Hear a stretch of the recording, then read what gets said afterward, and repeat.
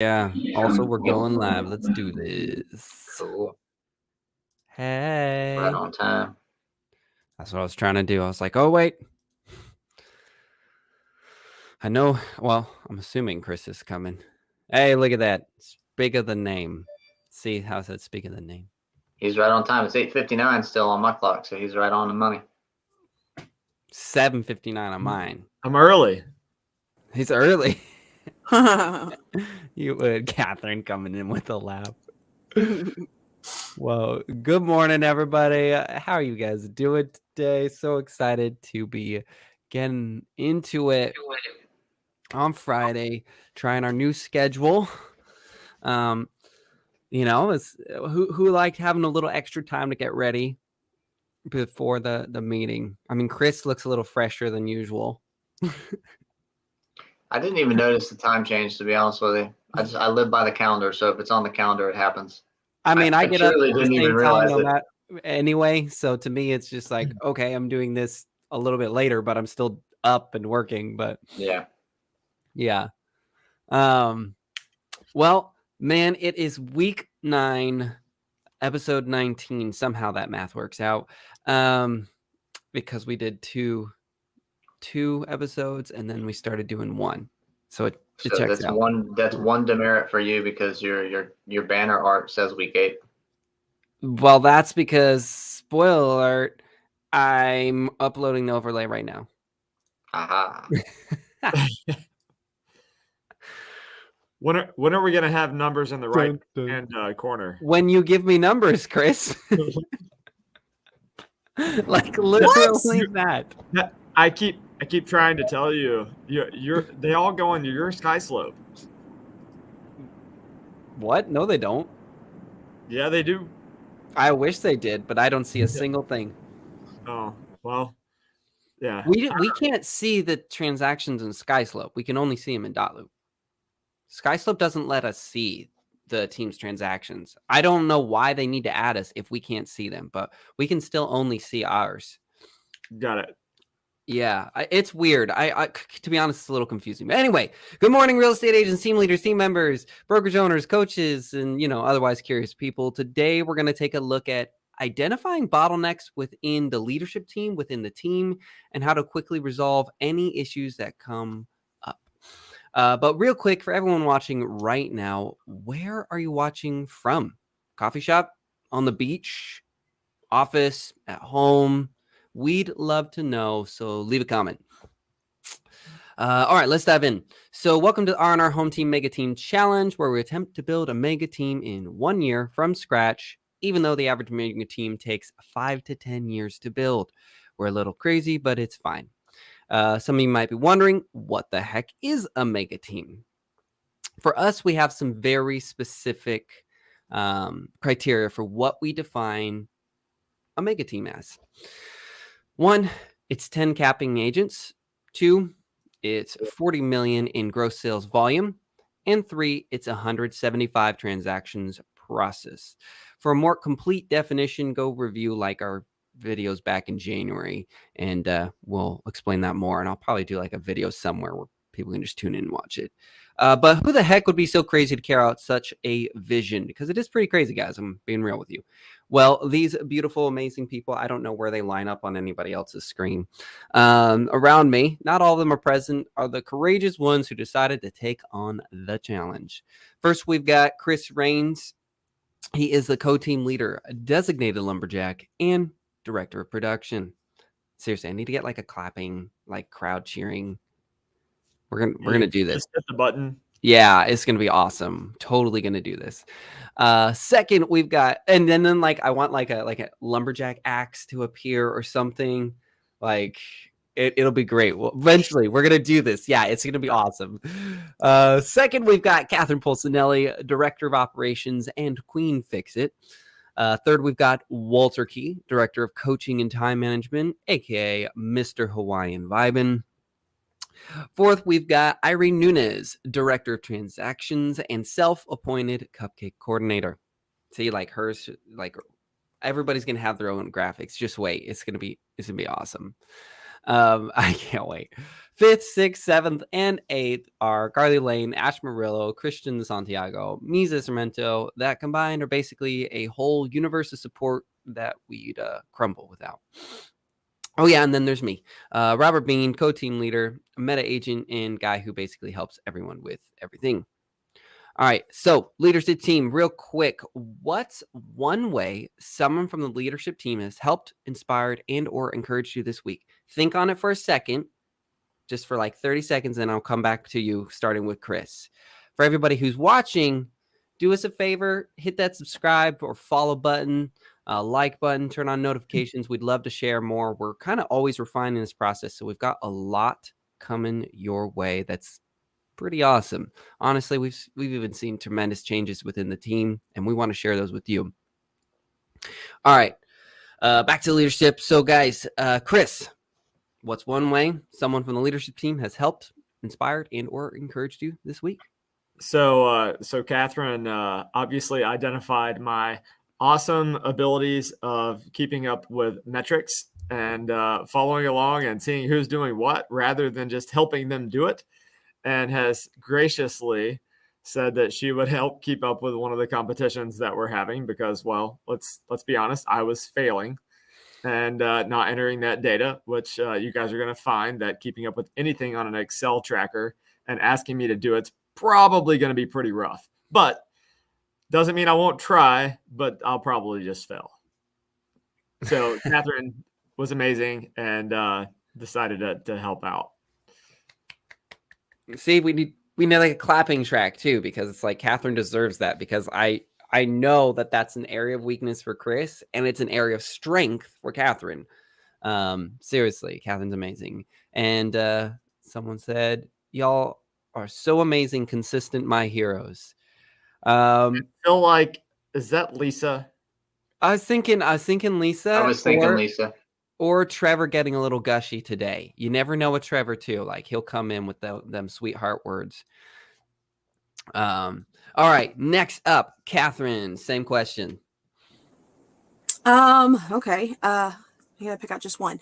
Robert, I'll give it to you this week for getting some stuff together for the team and setting it up so that we can go live on Fridays and have a private discussion on Mondays, and then getting those Slack channels and stuff.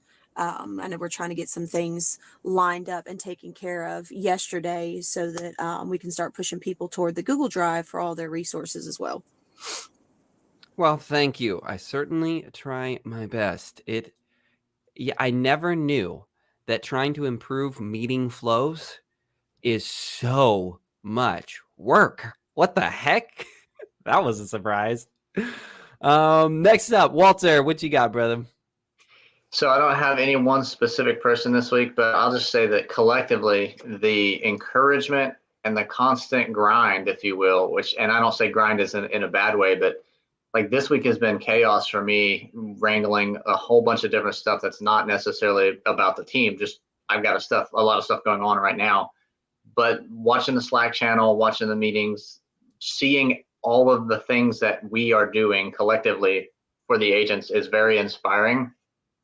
And it's nice to know that even if one of us is super busy and has to focus on some other things, that everything keeps moving in a smooth manner as we churn through and make sure agents are getting what they need. So I'm just it's been a drain this week for me, but I'm inspired by how much work we all collectively put into this team every week. That's it. That's all I got. Sorry. Well said, man. Well said. Because there is no doubt that everybody is working their butts off to try and just support one another and provide opportunity. So totally agree. Irene, oh, wait, you already typed in the chat? Yep, you did. You're on it. Irene, the first time we're going to get her to show her face and be on this meeting, she's doing an awesome thing and pitching in and helping out an agent with a showing this morning. It is a noble cause. So Irene says for Chris for getting deals and making me work. Yeah, right? Like nobody likes to sit down and just be bored. And for Kat, always checking in on me. I know Catherine is always on top of it. She is amazing. And I guess same question to myself. I always feel like it's everybody. I love that Catherine always is willing to ask the hard questions. And I really do mean that. We're meant to really dive into things and challenge one another to grow. And I feel like she's always intentional about that. And then Chris, with his humility and how he's always trying to admit, hey, I'm struggling here, but I'm good here. Let me grow in this area and let me take the lead in this area. And I think that's just a really amazing quality. Walter, even when he's drained, still showing up, and always trying to help and contribute to others, because it is draining. It is draining. Some days, some weeks, some months, you're like, yeah, I got nothing. And yet that doesn't stop Walter. Irene, man, she's starting to really take over these transactions and get into it. And it's just awesome to see the value that she's bringing to the table and the commitment to making sure the transactions are as smooth as possible. And then there's so many others that truly do so much for us. So that's awesome. Appreciate all you guys. All right, let's get into focus point number 1. Where are the numbers at? Individual department reports in 5 minutes or less. That's the goal. And it's okay, but let's be honest, who has actually filled out the report sheet again, even though it's not perfect? Who's done just even what they could on the report? Anybody? Failed miserably Right. on that one. I filled mine out last Friday. I assumed we hadn't gotten into the weekly trend. So give me a second. I filled it out in my head. All right. So what is the drawback? What's holding people back from that? Is it, I know you got it. Oh, Catherine's gone. She's like, y'all She not hates listening to me. those. Hates it. So what's the drawback from, For me, it's pretty simple. So I got it done last week, and I actually liked the form, got it tweaked, happy about it. As the coach who always harps on people to manage their time and put things on their calendar, I didn't put it on my calendar, and I completely forgot about it with the chaos of the week. And that's me. I didn't have it on my calendar. So now it's on my calendar to do it every single week, recurring item. So that's literally all I needed was this quick reminder, but I forgot to build the reminder. That would probably help me significantly. I get it. All right. So I'll do what I do in my time management course. Everybody grab your phone right now and go to your calendar, pick a day before Friday. Or track now your that you have updates. an extra hour in the mornings on Friday, Right. by all means, whatever works best for you guys. So Chris, was that the same for you? Was just not getting it on the calendar? Yeah, I forgot, man. Just juggling 1,000 things. And if it's not on my calendar, I'm going to forget. Catherine said she had it on her calendar. She did last week's, but she said she had it on her calendar, but had to take the kids this morning. That wasn't expected. So she wasn't able to get it in. Is there anything we can do to support you, Catherine? Would it be easier if you did it the night before, or your schedule? So it's up to totally 100% up to you. I'm just trying to make sure that we're supporting you, because I know life gets crazy. And when you got kids are important and they're a priority.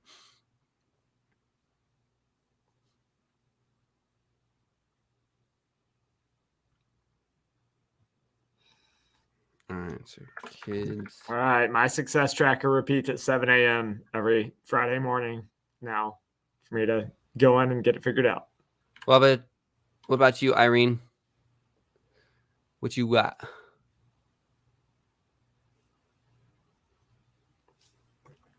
Is that Ray? Ray says, have you guys thought about using addevent.com to build a calendar for all to subscribe to? That sounds like Ray. Am I right? It shows Facebook user, but I feel like that's Ray. I win a cupcake that I'll give to Irene if it's Ray. Irene's over there. Please be Ray. Please be Ray. Yeah, no, seriously. But for you, Ray. Irene, with the transaction, what held you up from getting it done this week? Was it a calendar thing as well? It's all Chris's fault. I knew it. Yep. Usually is. He's got so many deals coming in. He's just keeping me busy.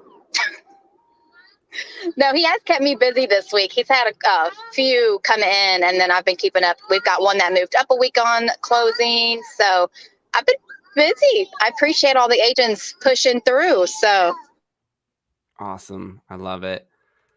I love it. And it was Ray. So Irene, I owe you a cupcake. I mean, someone owes me a cupcake that I owe you. Okay, cool. So it sounds like for the most part, it was just getting it on the calendar, except in Catherine's case where she just had an unexpected thing with kids. Listen, we're not going to beat each other up because life happened. The goal is that we all know that this is important.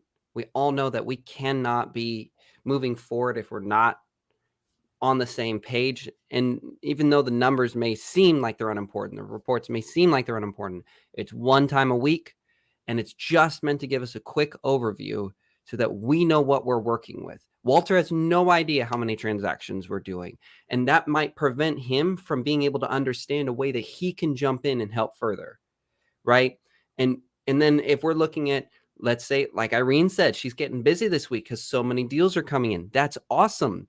We need to monitor that so that we know when to get Irene help, right? Or when we need to implement new things, or maybe it's time for a software change because there's some great TC software out there that, right, in the initial stages of building a team is not feasible. It's not worth the money and it's not worth the time, but it might be later. So each one of these reports gives us just a quick overview so that we're all on the same page and we find ways to help one another.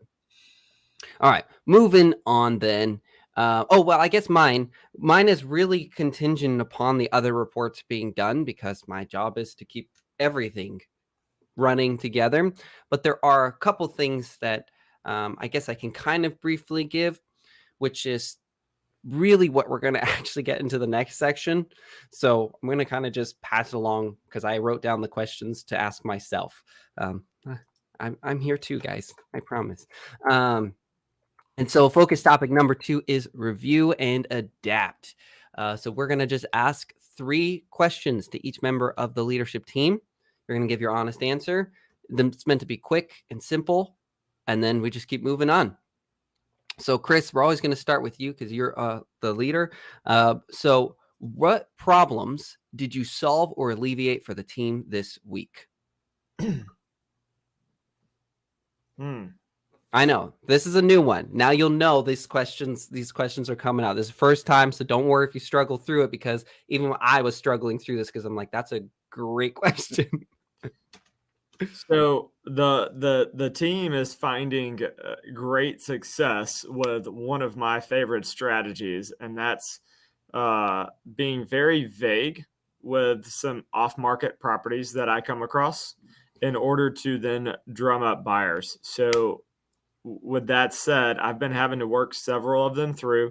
I've been coaching a couple of them on it. And now that basically one of them finds success and they all see it, and we have that one agent that's newer that found success with it talk about it, it's a little different than myself talking about how successful I am with it. Because if they can compare themselves to someone new and say, all right, if he's doing that and it's working, I'm going to do it. If I tell them I'm doing it and it's working, it's like, oh, great, Chris is doing it, it's working. Good job.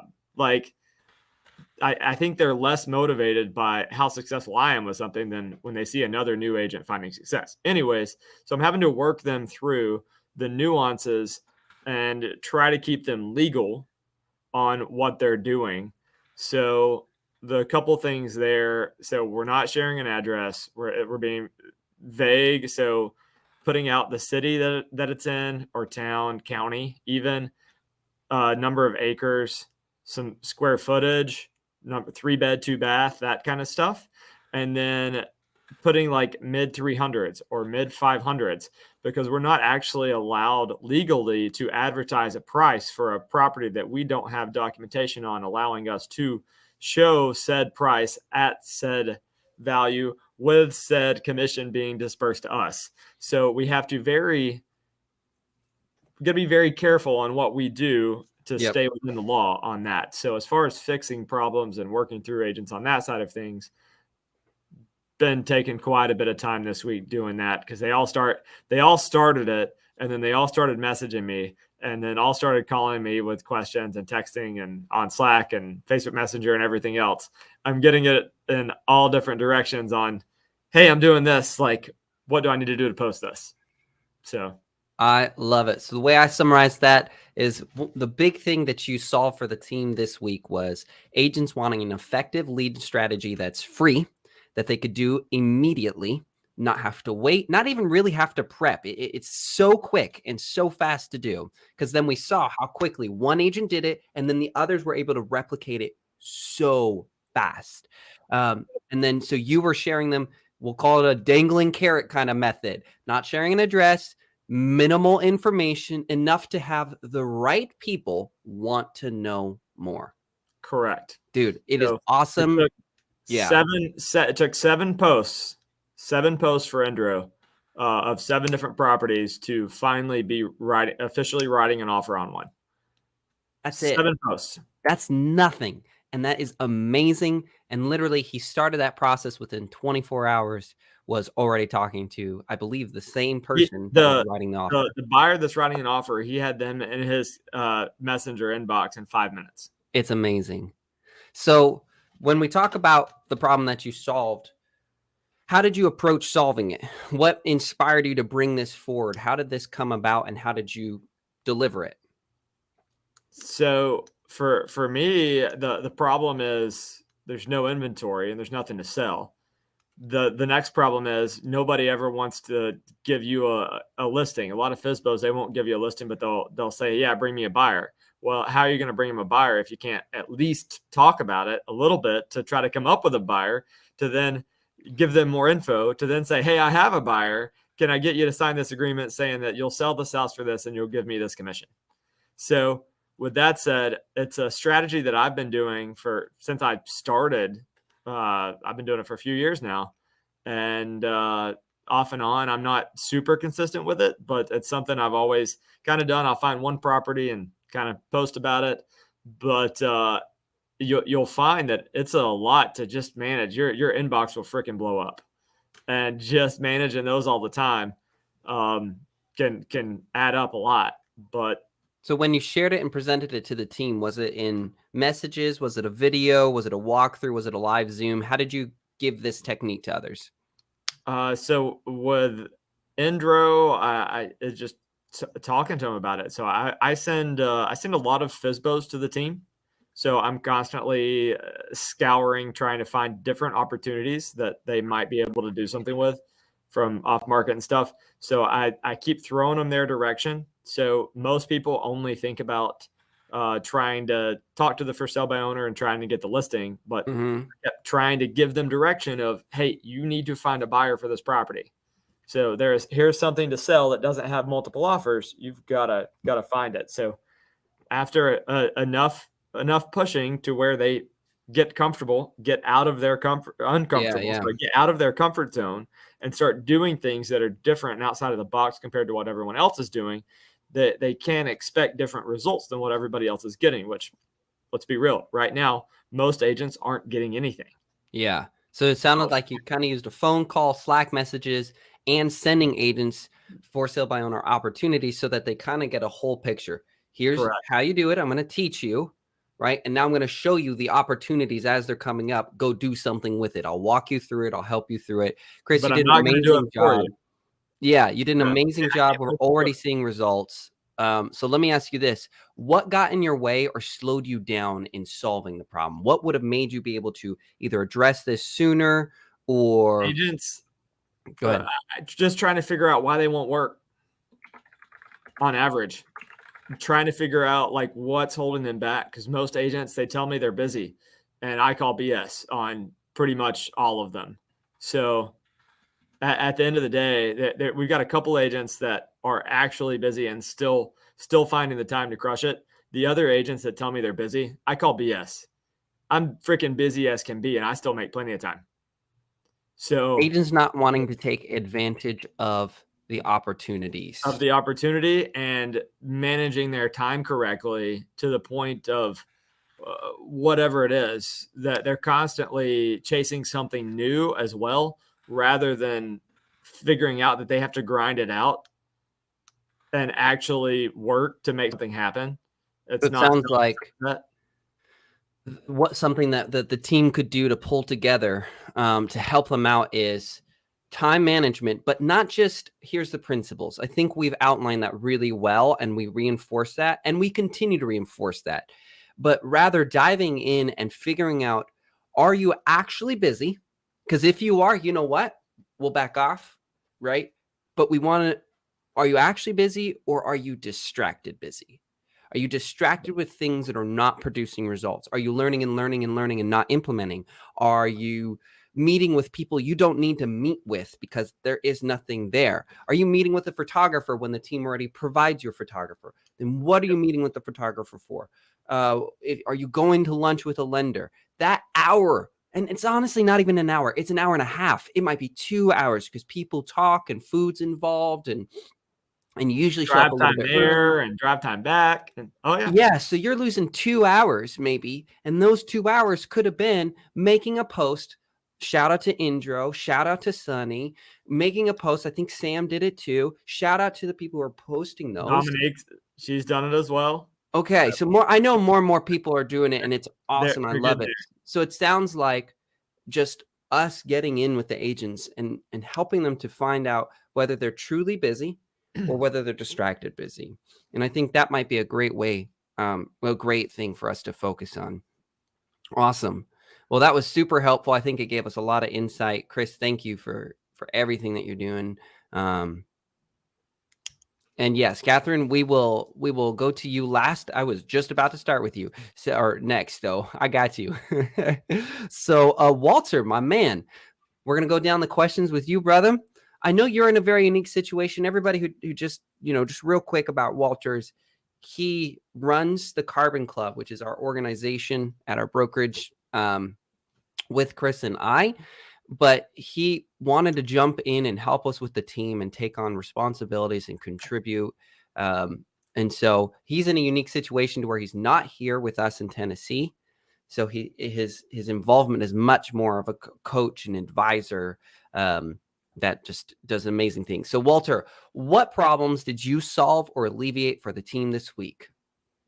So I'm going to real quick before I dive into that, what Chris is talking about is spot on. The question probably needs to be, are you productive or are you just busy? Right? Because if there's not something tangible that you can say, this is what my time produced for me and my business, you're just busy. And so that's very, very important distinction.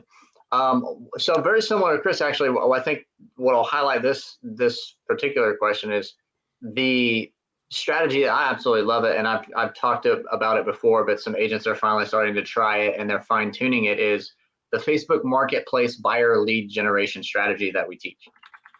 Incredibly effective once you've gotten it fine tuned for your specific market. You got to know the right prices. You got to know the right nuances, if you will, to put that together so that it's beneficial. And so actually just earlier today, I reached back out to Sonny, who had got one up and running, but he hasn't seen a lot of traction in the last few days. So I just wanted to check on him, and he's like, yeah, dude, I'm not getting anything. And so we're talking today about how do we fine tune that for him to make it productive. And so that's definitely the solution today. What's that? He definitely needs to take his shirt off. He'll attract more. I mean, I guess depending on the demographic of the potential buyer. He can be there and be like, it's sunny in Nashville, Oh man, I love Sunny's branding now. They will get someone. Yeah, I don't know if it'll be who he's wanting to attract, but if he's playing off the Sunny in Nashville, he could do suns out, guns out, but spell it his name instead of with a U, spell it out. There you go. I like it. Okay. Just solved another problem. Look at that. Didn't even expect to do that one today. It sounds like what you focused on was a free, immediate lead gen strategy for agents to replicate with ease. And I'm loving this theme because it's like there's so many times that someone just goes on teams at brokerages and they go, well, there's lots of leads. Just go get them. And it's like, okay, but I need to, one, know what that is specifically. Two, I need to know how to actually do it. And then three, I need someone who's going to help me refine it. because it's not going to be perfect the first time, the second time, the third time, the fourth time, the fifth time. It's always a growing process. So I love it. So how did you solve those problems? How did you present to the agents? You know, you already mentioned Sonny and going back and refining with him, but how did you deliver it in the first place? Yeah, so the first delivery was a Loom video where I actually showed people my Facebook Marketplace ad that I had running and some of the images, the ad sets, if you will, not really ads because it's all free. And I just kind of took 6 or 7 minutes to walk through how I put mine together, why I did it the way I did it, and the highlights of here's how you build this out for yourself. The refinement is coming in now with the individual markets, right? You have to cater to who's probably looking for the info. And so I think with Sonny, for example, his price point is actually probably too low. And so he's putting a rent to buy ad out there, but the price point is so much lower than what the median market rent is that I don't think anyone's really shopping, and they're not seeing his ad because they're not shopping in that price point because he's priced it too low. So we'll refine some stuff on that. There's some other finer points. What is that price? So he's priced at $1,500 a month on the rental ad, but he told me this morning when I said, hey, go in the MLS and see what your comps are. He's like, the trash is at $1,900 a month. Yeah, that's $1,500 is going to be janky. If you're the renter and you know that market rents are $2,000 a month, would you even entertain something if you bumped across it $500 a month lower? You'd probably think it was a scam. And you're certainly not advertising to the broad market because nobody's shopping that low. I think you're too low. We need to get the price up higher. And so 2,500 sounds realistic for a good buyer client in the Nashville market, because at that point you're in the 400s on your purchase price monthly. So, I love it. And that's what it's going to take. Yeah. That's a very interesting dial in there, Walter. Yeah. I like that. So essentially what I told him was that go into your MLS, run comps for rentals, and refine the price based on what the actual market rent supports, because that's what people are going to be shopping for. And that's going to get you more eyes on your ad. And then the other thing I told him to do is check on the actual street address that he has the ad running for, because it needs to be in a residential neighborhood where people would want to live. And so if you just grab a random place and you're like, there it is. Well, what was that? Yeah, we won't try to spell it. But and so that's another fine point is when you're running a rental ad, pick a street name in an actual neighborhood where people would logically go, oh yeah, that's Broadway, that's Park Place, that's a neighborhood. I would rent there. So that it makes sense for it's just a little bit of tweaking. And so he'll run that a couple days and see if it changes his results. And it's A/B testing, right? Just like any ad that you run, it's different in every market. It's slight little tweaks make the world of difference. So we'll keep playing with it till we get it right for him. That's awesome, Walter, and I appreciate it. And for anybody watching, who would love to have Chris's strategy, and who would love to have Walter's strategy? Who would love to see those videos or an outline or a guide? Leave a comment, send a message, let us know. I want Chris's strategy. I'm going to put that into place up here too. Yeah. Add it to the resume. Maybe we'll hook you up a little bit. We'll see. Be ready for your inbox to explode. It's stupid. I love it. Walter, what got in your way or slowed you down in solving problems for the team this week? You know what? Me. I'll be honest. It wasn't the team. It was me. So I realized it was almost 3 days now before Sonny posted, hey, I did this because it's just been crazy for me this week. And so as soon as I reached out to him and I said, hey, it's been about 72 hours. How's it looking? He immediately was like, I got nothing. Okay, well, let's get to work. Let's fine tune this. And so had I mentioned it a day or two ago and he said, I still got nothing even after 48 hours or 24 hours, I probably would have said, well, let's tweak this because in 3 weeks, I've got over 70.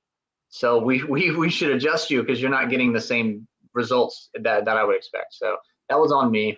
And, Chris hit a nail on the head though, right? It's all about, you can teach and teach and teach and give everybody all of the knowledge and all the strategies, but you can't execute for them. And so I don't know how many others, I don't know how many others are trying it right now. Maybe I'll post a question and just ask. But of those that are doing it, it's easy to refine them and get them successful. Okay, so it sounds like in a way yourself got in the way. Yeah, I just didn't engage it fast enough to check on them. Yep, but even deeper too is being intentional on the follow-up for refining the process, but also knowing who needs to be followed up with. Yeah, And well, so absolutely. Yeah. I think maybe getting in there and asking a question, maybe something where we loop in Chris, who's doing production, and when he's talking about lead gen, reminding agents, hey, we've got some great strategies that Walter's been talking about this week. If you're looking for something else to add on top of what I just taught you, you really want to double up your game. You want to fill up your pipeline, free, fast, and easy. And it is easy. It is not hard to replicate the two processes that you guys have laid out. It is not hard at all. It just takes a little bit of intention and a little bit of time blocking to actually get it done. And then boom, it's there. So maybe just asking others. And then, like I said, looping in Chris to reinforce that these strategies exist, because he is the director of production. Hey, guys, here's one strategy I'm teaching you. Walter's got another great one, too. You can do them separately. You can do them together, but they exist. So asking, I'm making notes as we go.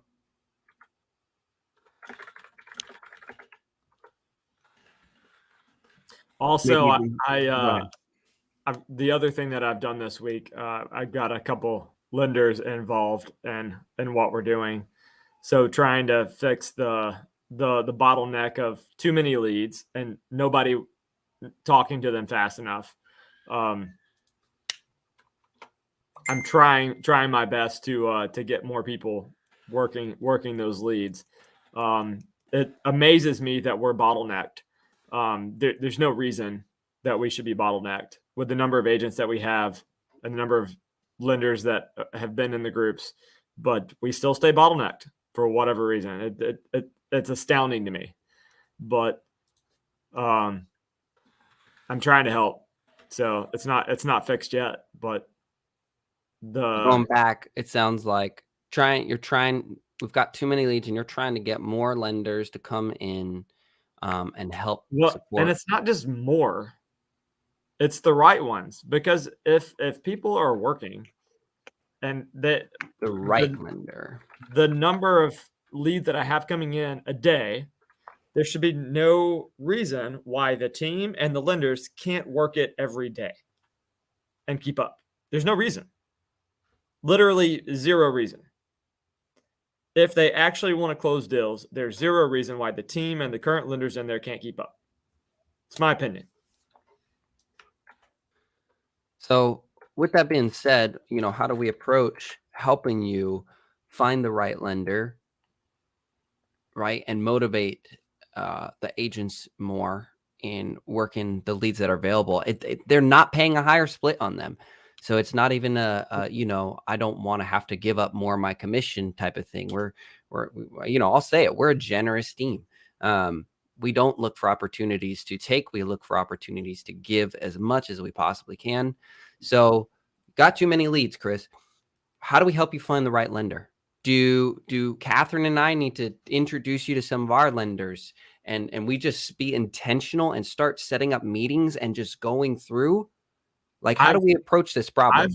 I've met with several and I've plugged several into the group and all of them fail. Every single one of them have failed miserably with keeping up with what they said they were going to do. I've got new lenders on here this week, but every single lender I've plugged in so far has failed. Because I can look at what they've done. Right. They've failed miserably.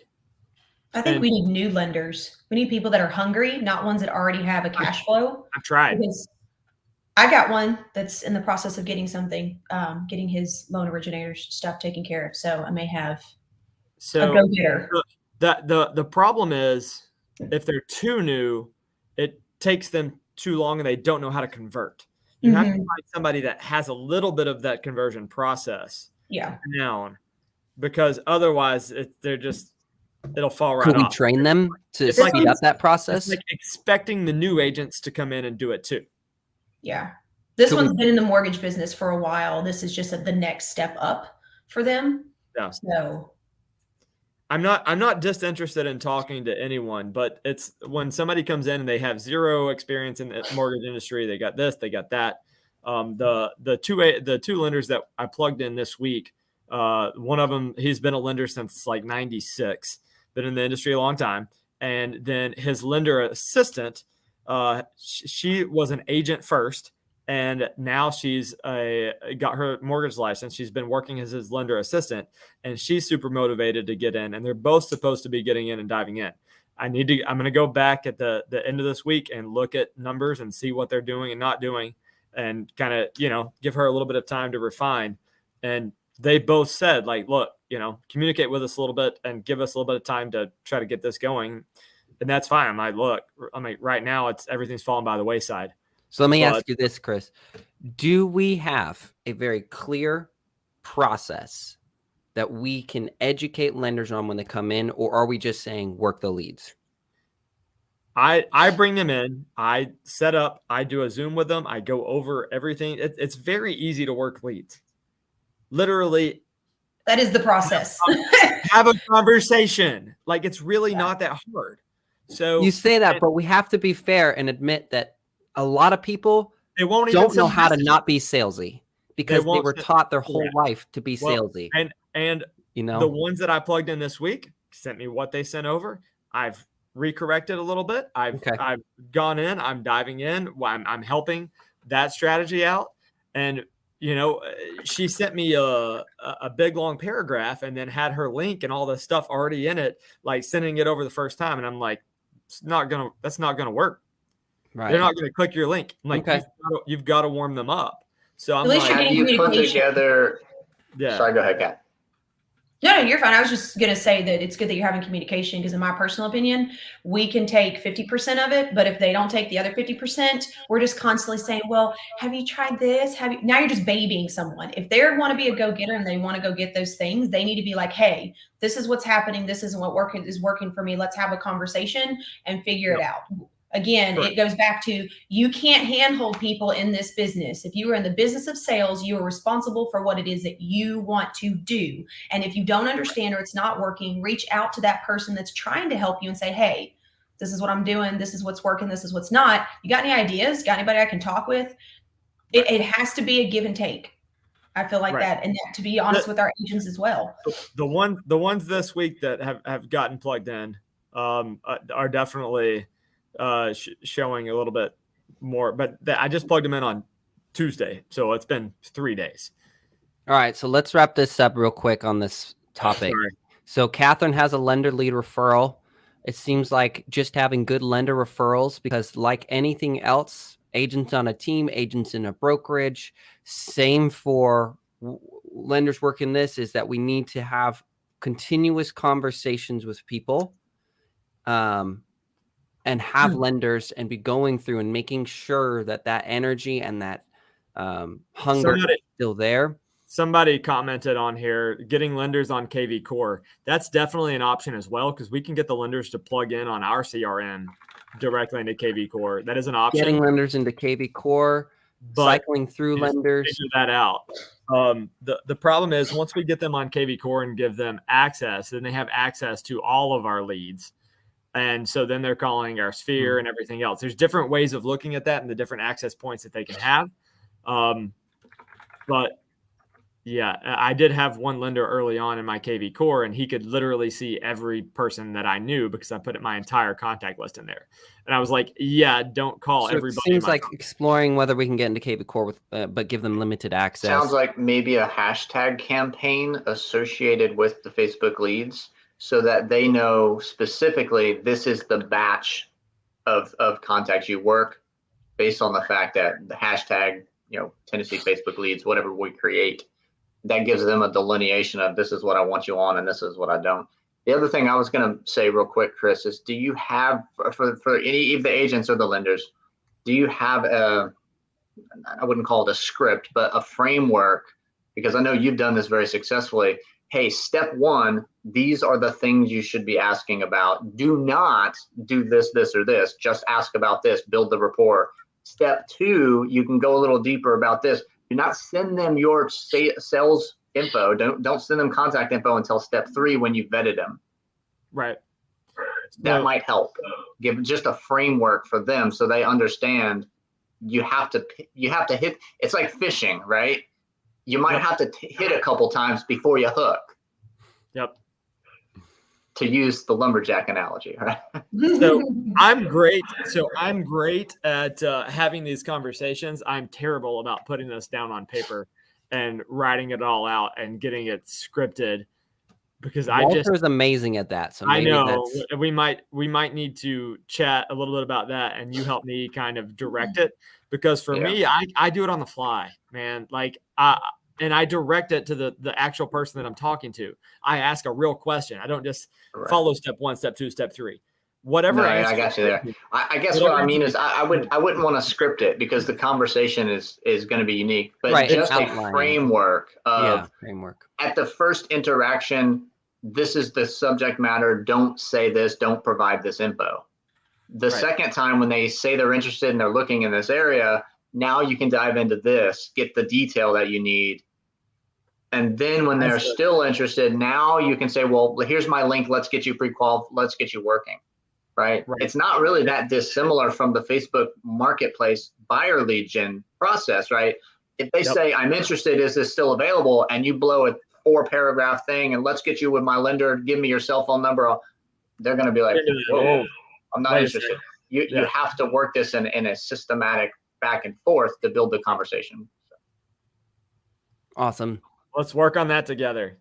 Okay. All right, let's move on to Catherine. Catherine, what problems did you solve or alleviate for the team this week?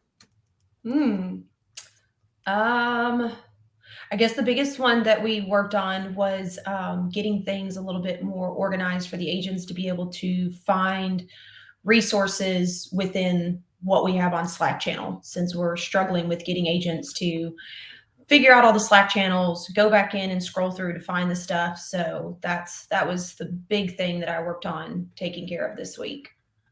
Do that one more time for me. I wasn't typing fast enough. Taking the Slack channel resources and putting together in one platform. Yes. Yeah. So basically, too many Slack channels, not a consolidated area for the resources, and you were focusing on doing that. You did it through next question. How do you solve those problems? Google Drive, Team Google Drive, eliminating unnecessary Slack channels, which you guys should all have access to on that. So it's one folder called Team Resources, and with inside of that folder, there are separate folders. Depending you created a video too, right, on how to access. Yep, that's already on the Slack channel. Yep, I remember seeing that, and it was awesome. Awesome. I love how you already knew this, and this, and this, and this. That is so you, and I love it. So what got in your way? What slowed you down this week? I don't know if there was anything that really slowed me down. It was just taking the time to go back through those Slack channels, find all the resources, make sure all the links were copied, get it over into a specific set platform, make sure it's in the right folder so agents can find it. So you'll see if you guys go in there, there is a Google Doc that is links to specific resources, and all those resources have been labeled, so there's no confusion on what it goes to or anything like that. So that was, to be honest, that was probably the holdup, which is getting a chance to go through all of that and figure out where everything needed to be placed, so it'll be easier for the agents to figure it out once they get inside the Team Resources folder. Awesome. I'm excited as we're cleaning all this up too, because I know it can be overwhelming to have so much information. So you're doing an amazing job at just constantly refining and consolidating and trying to highlight the most important things without over burdening the agents. Okay. Now, I know this is our first time going through these questions. My goal is that we refine this and get this whole meeting down to 30 minutes. That would be a goal, and have just a really solid 30-minute condensed meeting, and then have like 10 minutes of fluff, right? Introducing, explaining the Mega Team Challenge, but our actual like discussion is 30 minutes long. That's the goal. Still learning how to do that, but I think right off the bat we've seen some great progress because we've really exposed some good things that we're doing, and then also ways that we can work together and pair up with one another to help accomplish these goals right away. And so since we're running low on time, the focus topic number 3 is the discussion. We briefly talked about this already. I think it was on Monday, but the idea of daily huddles. I want to make one thing abundantly clear. We're holding true to what we've always said, which is it's not mandatory, but I'm going to start doing daily huddles every day, 15 minutes long, because the more that I study and follow along with the best practices of top teams, top brokerages, top people. And when I say top, I'm not talking about sales. I'm talking about productivity levels. People who get things done faster and more efficiently. I care way more about that than just being big, but being unproductive or being wasteful. That's not the goal. The goal is to be as lean and as efficient as possible. And every single one of those businesses, those teams, they have daily huddles, 15 minutes, no longer. And some of the reasons why they do it offline, of course, but want to put that out there.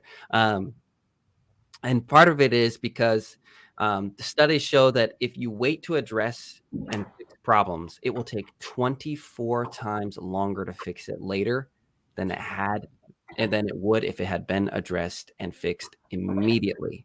That includes day to day. That includes like, hey, I have a problem on Tuesday. Okay, we'll talk about it on Friday.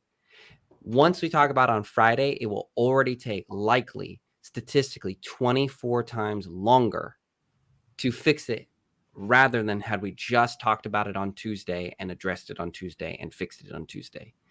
And so again, it is not mandatory.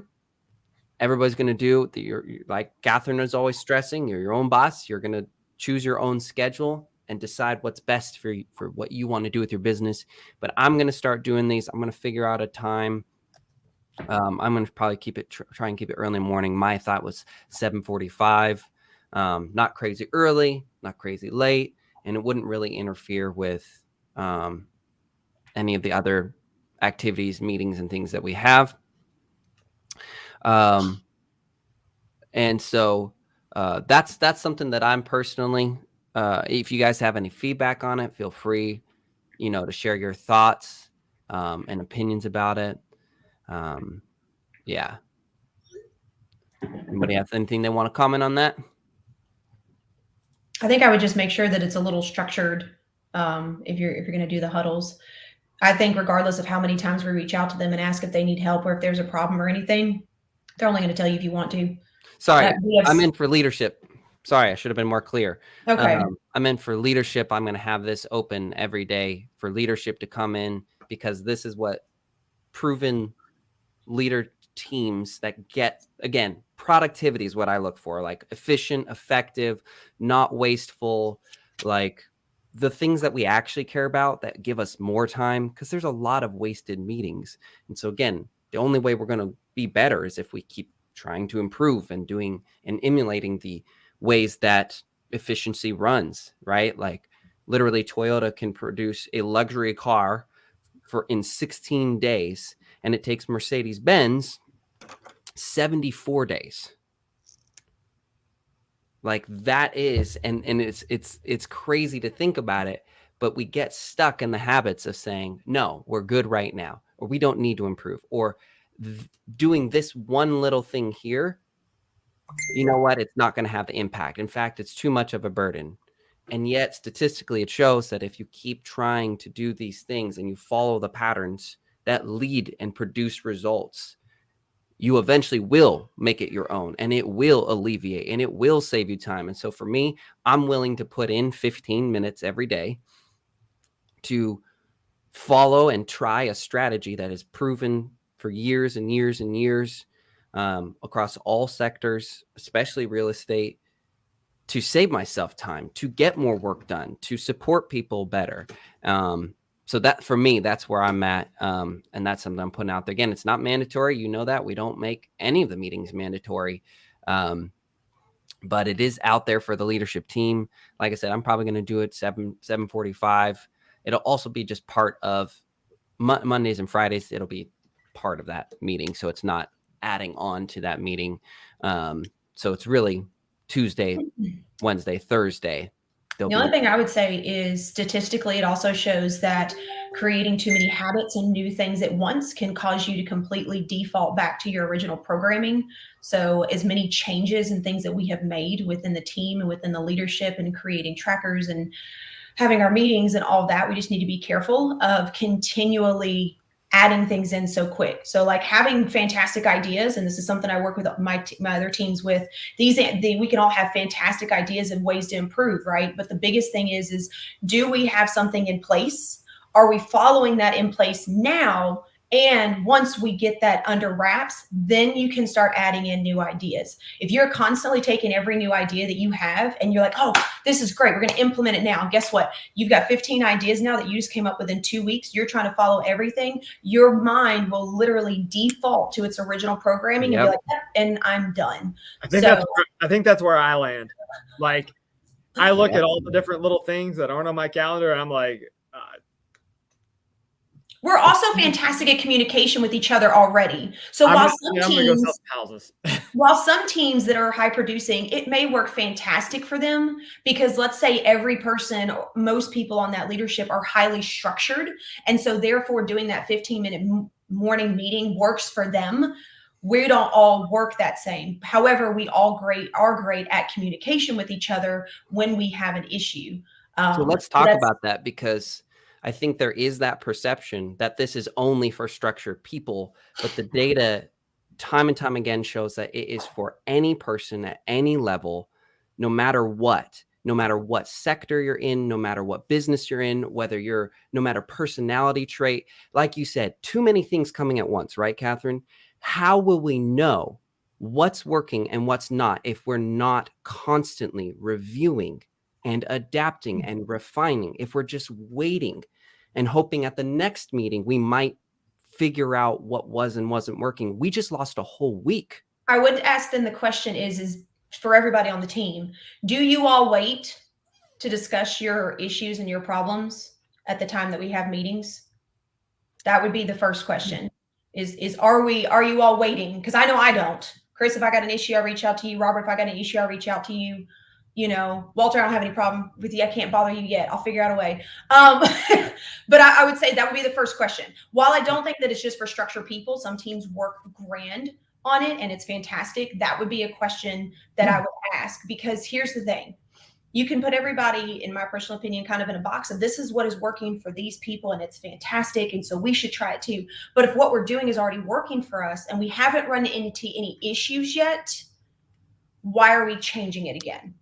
That's my only question. I am all for improving, but I would say, where is the issue that we've run into that is causing us to have the conversation of, hey, we should probably improve this, because I've noticed people aren't coming to the table with questions. We're waiting until meetings before we come up with something. So that would be my only suggestion is anyone else on the team waiting until we have these meetings to come up with the problems that they're having?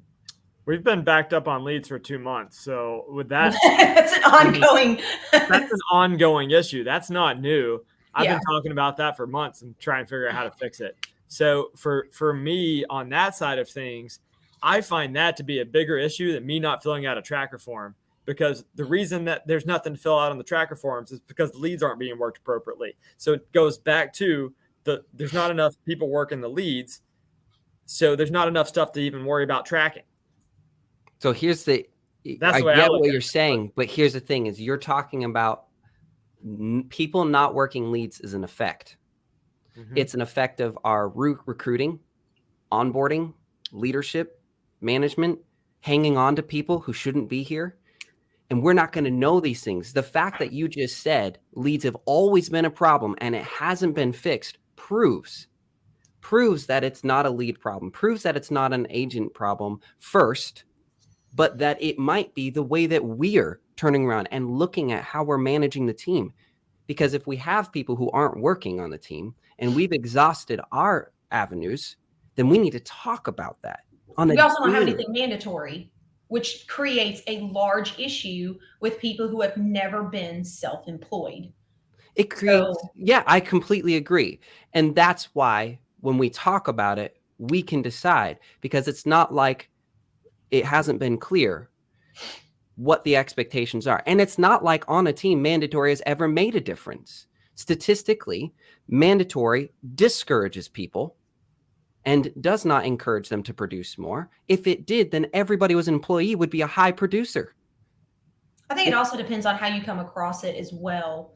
Is if you're holding people to a standard and you're holding them accountable, then it's not necessarily a mandatory. But if we are having conversations with agents and they continually say, you know, okay, well, how much are you lead genning? Like an hour a day. Okay, so how many leads have you been taking off the Facebook? Well, I've been focusing on others. Okay, so what is that producing you? Well, it's not. Okay, so we have a consecutive 3 weeks that you haven't really been doing crap. Now it's time for me to call you on your crap because we have standards as a team and you're not meeting those standards. That's where we're going to have to put our foot down as leaders and say, yeah, I understand we don't have mandatory, but we have standards and you're not meeting those standards. So here's what you can do. You can either correct that and we can continue to have these conversations and you improve, or you're not fit for the team. We still have to hold to our standards. And I personally feel like we're failing at that. That's also not my place for that. I just kind of stay in the back to kind of help see around, but I don't feel like we are holding agents to any type of It's not your place. You're here to help point that out. Yep. Yeah, no, I completely agree. And you know, I think that's the healthiness of this, is that I think that some people like to focus a lot on what the agents aren't doing. And the way I look at it is I always look at leadership first, myself and the people who are leading and guiding. And I think that's a healthy balance, right? Is looking at both sides of it, because the way I look at it is that, are we actually leading by example? We keep saying we are. We do. We keep saying we are, but are we actually leading by example? If we're unwilling to, not saying someone is unwilling, I'm just saying it theoretically, if we're unwilling to try a 15-minute thing, then why would we end up telling the agent when we teach them something, hey, it's only going to take you 15 minutes to make this post, to follow up with this lead. But we're not willing to try something new because they go, I've already got enough on my plate. Do you? Are you producing results? Because my question would be, how can we say it's working when none of us are where we want to be? I know that for a fact. We've all said it. None of us are where we want to be. We have not produced a consistent product. We have not produced a consistent revenue stream for any of us on the team. So how can we say it's working when there's no numbers? There's no actual factual data that shows us that what we're doing is working. And I think that's why I'm always trying to. I think we think what we're doing is not working currently, but I think certain, and if I need to come to 15-minute meetings, I'll come to 15-minute meetings. But I think we're trying to track some things that don't exist. Well, and to be honest, we do have proven facts. Chris has been doing it and it's working for him. That's what we're trying to get the agents to do. So yes, while us doing a 15-minute meeting and doing that can show them something else, we have consistently showed, if you work the leads, if you have a conversation, if you do the scripts by Walt and Chris, it works. The problem is the agents aren't even following those two statistics that we can. I'm closing leads I started working a year ago. So why would we start implementing more stuff on leadership to be like, well, but we're trying this and this is working, when we can't even get them to follow the two proven steps now? We're continuing to try and improve in leadership. The problem is our agents are not continuing to improve themselves. So we can improve whatever processes we want and say, hey, look, this worked and we did it. This worked and we did it. But if the agent still isn't taking that and saying, oh, okay, I should try that, we're literally spending time correcting our own processes that is not producing results because the agent is not doing their part. That's what it comes back to. I agree with that with 100%. But what I'm hearing is that the leadership is intentionally wasting time versus separating agents, tasks, responsibilities that are not producing results. That's what I'm hearing. When you're saying that we're doing these things and we're not meeting the results we want from the agents, it means we're not taking the action then to remove, separate, get rid of agents who don't fit the expectations, the standards, the quality, the vision, the goal of the team. And we are the ones who are responsible. They're not responsible for removing or not removing themselves from a team. Well, that was the whole point I thought of Monday morning's meeting, was so we could talk offline with people's names to discuss. Right. That's why we implemented that, now that we have the ability.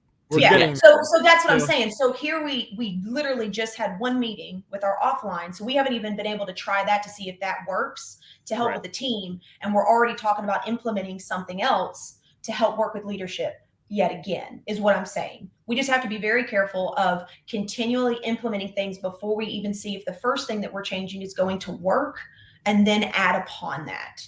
Because we literally had one meeting, and to be honest, that was just us kind of trying to get it together and figure some things out. So now we can start structuring those offline meetings to have a conversation and say, hey, I've been talking with this agent and this isn't working. I've been dealing with this agent and this isn't working, and things like that, and start figuring that out. But I don't think we've even given that process, which we just started, the ability to see if it will work before we decide to add something else.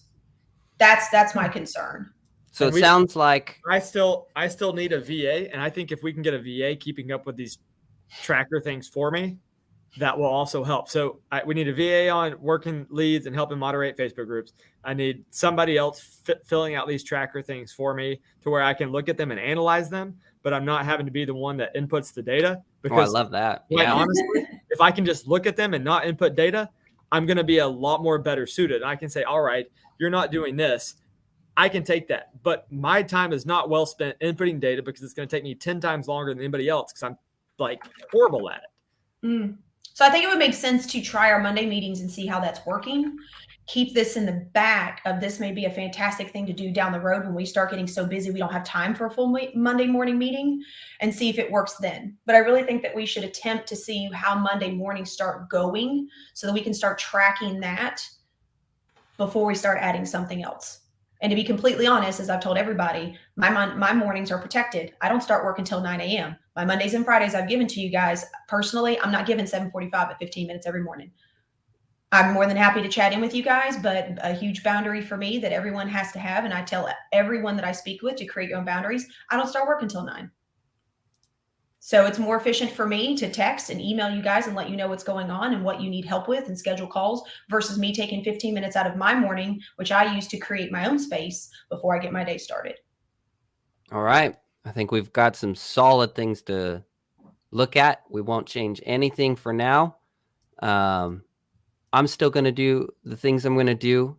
And so anybody who is wanting to be a part of that, you are more than welcome to join. But again, it's not mandatory.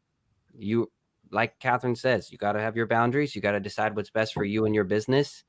And I think the team's always tried to have a healthy respect for that, especially amongst the leadership, who gives so much more than really anybody else that I've seen. Such a giving, amazing leadership team. I know we went over today. I think we all had a lot to say and share with. So to everyone watching, what's the biggest thing that's been slowing you / your business down this week? What hurdles are you facing? What are you doing to try and address them? Leave a comment. We love to know, what you're facing, what you're going through, and what you're doing to, maybe you're not doing anything. Maybe you're like, man, I have this problem and I have no idea how to fix it. Maybe we have something. You hear us, we get vocal. We have hard conversations. We challenge each other, because this is the reality, is that none of us know the perfect way to do everything perfectly. Each of us are going to bring something to the table. We're going to have our opinions. We're going to think about what we think is right and what's best. And at some point, if we're all committed to the vision, we're going to have a plan of action, and we're going to do our best to follow, review, and adapt and refine. So thanks for watching. Just a friendly reminder, every Friday at 8 a.m. Central. Oh, Chris is already gone. 8 a.m. Central. We changed it. See you next time. Thanks, guys, for being here. Have a blessed weekend.